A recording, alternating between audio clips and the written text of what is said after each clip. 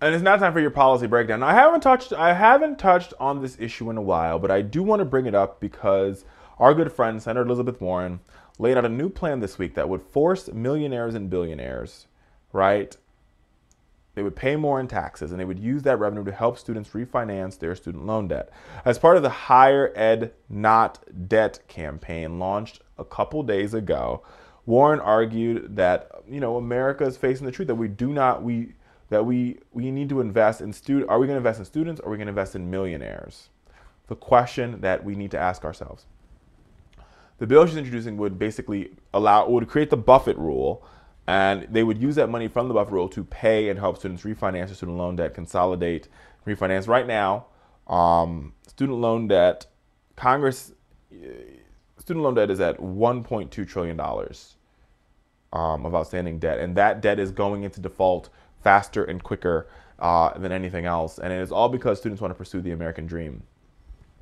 Now, this is an issue that I'm a big of how we fix this student loan debt crisis. Not only because I'm one of those students that is burdened down with student loan debt, but also because I feel as though that this Congress and our parents and the baby boomer generation, they owe this to us, and here's why they owe it to us.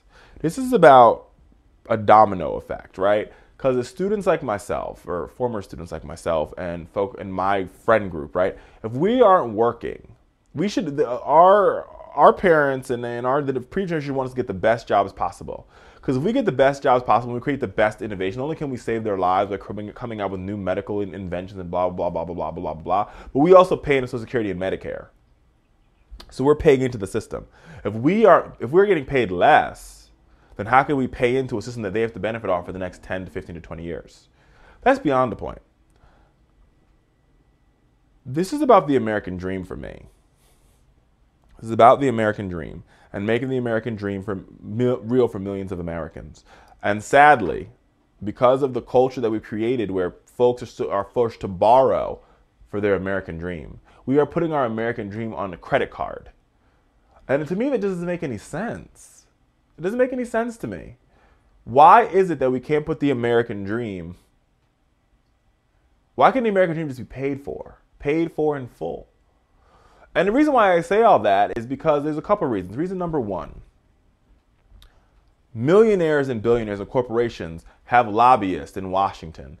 Those lobbyists right here in this fine city, they go down to Capitol Hill, they get loopholes, kickbacks, subsidies for them to continue to live their lavish lifestyle, for them to pursue their quote-unquote American dreams.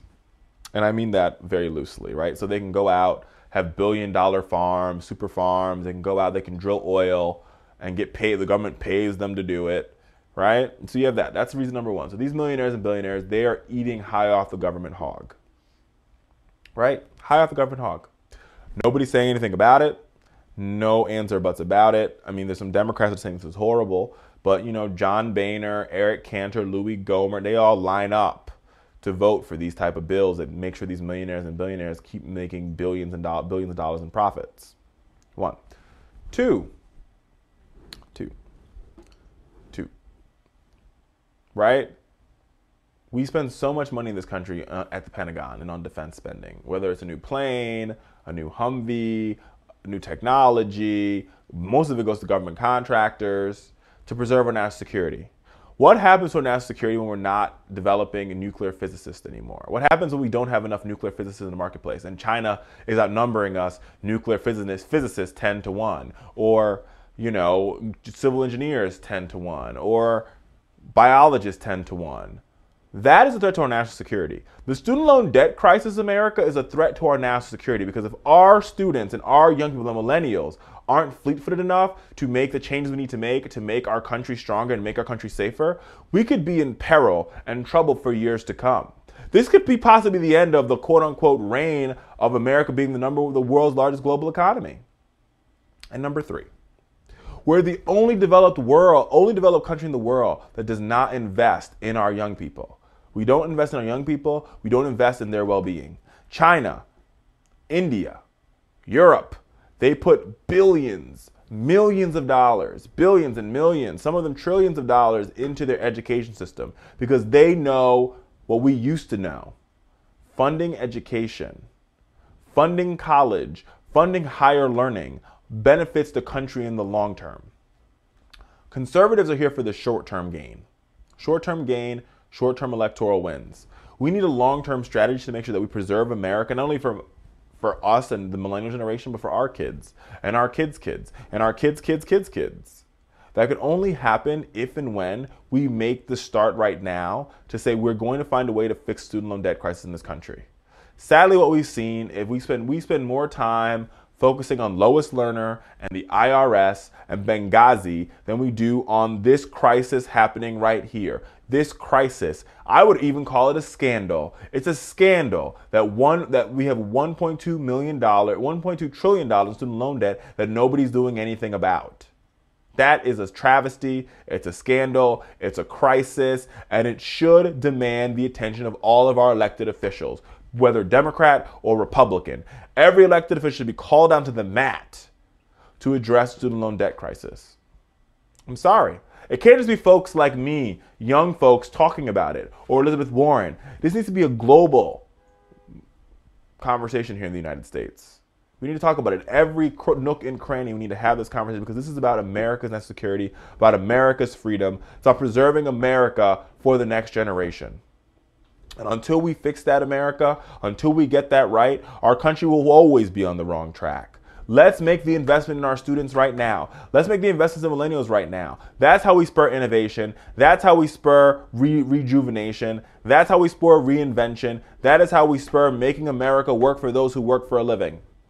It comes by us understanding and reclaiming America's promise that a mind is a terrible thing to waste, and the reclaiming the promise that we do that every generation is better than the generation that came before it. Reclaiming the promise that if you get a good job, if you go to college, you come out, you get a good job, you have a family, and you put them through college. Sadly, that is not the reality of the world that we live in today.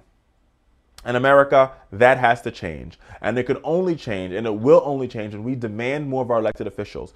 Every elected official should have a statement on how they plan on fixing the student loan debt crisis. And not the $2 trillion that's to come, but the $1.2 trillion that's already on the table. Point blank, period. There's no other discussions. There's nothing to be said about this. These are the facts. This is the truth. These are the statistics that we're dealing with here.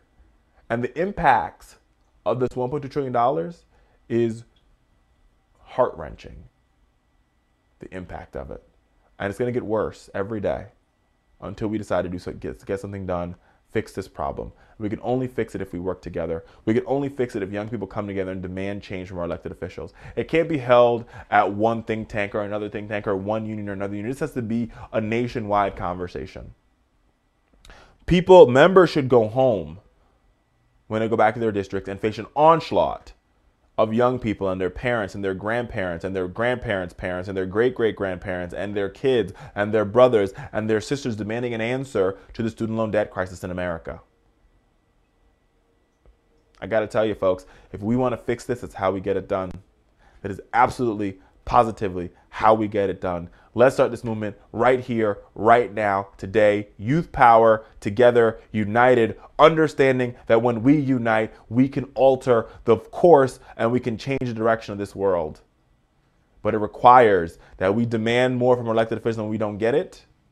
When we don't get it, we take to the streets, and beyond taking the streets, we take to the ballot box. And we knock them out of office, whether they're Democrat, Republican, or independent. If they don't want to stand for students and young people on student loan debt, we won't stand for them at the ballot box.